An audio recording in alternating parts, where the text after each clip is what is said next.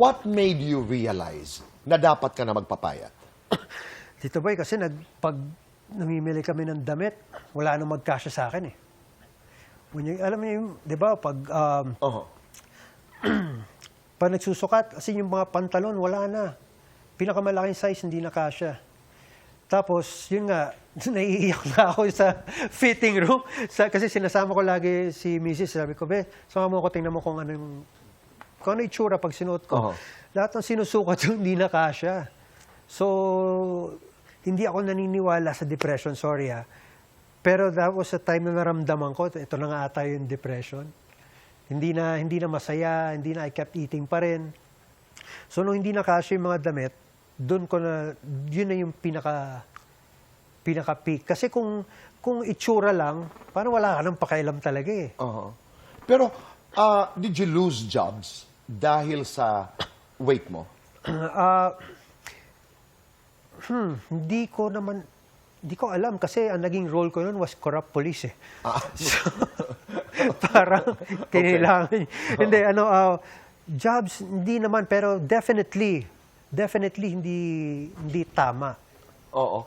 And then, ang maintenance, sabi mo nga, is one of the most difficult. Araw-araw gumigising ka, how do you make sure na, you're at it? Kasi ngayon, I get to eat what I want. Malakas ako Kahit kumain. walang bawal? Yes, because sinabi nga nila, you need fuel if you're gonna work out, if you're gonna run. So, I run every day halos eh. So, anong klase? Running? You do running? High rocks. Training na ako ng high yung rocks. high rocks. And then, of course, you play pickleball. Maaring nagtataka ang mga tao kung bakit may dalaw akong pickleball. Okay. Nabawasan ko lang ng konti yan dahil... Mahusay ka? Ay, hindi naman. Okay. I used to be getting there, pero hanggang na-realize ko na... Nabawasan mo dahil?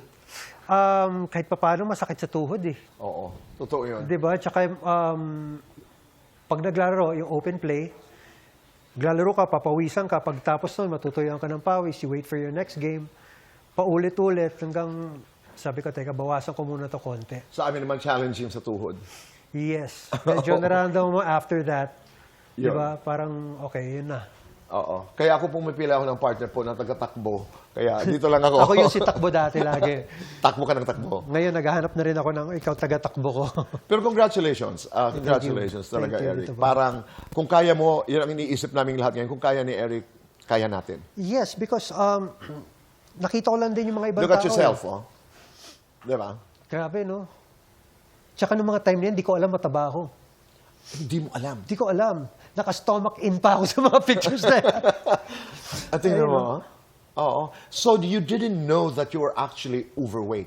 In terms of health, sa awa ng Diyos, hindi ka naman nagkasakit dahil sa sobrang bigat. Maraming mataas sa akin. Okay. Maraming mataas na... Mataas ang mga cholesterol, triglycerides, yung mga ganun. Dami na siyempre, kailangan mo pigilan sarili mo sa food. Which, matigas din naman ulo natin. Parang, hindi. Lagi ugali natin yung, oras ko. Diba? May ganun tayong factor na... Pero, paano yung kung hindi mo pa oras, tapos tinamaan ka? So, mag-suffer ka pala in between while waiting for your time. That's true. So, doon ko na naisip na, dapat pala, alagaan na natin sarili natin.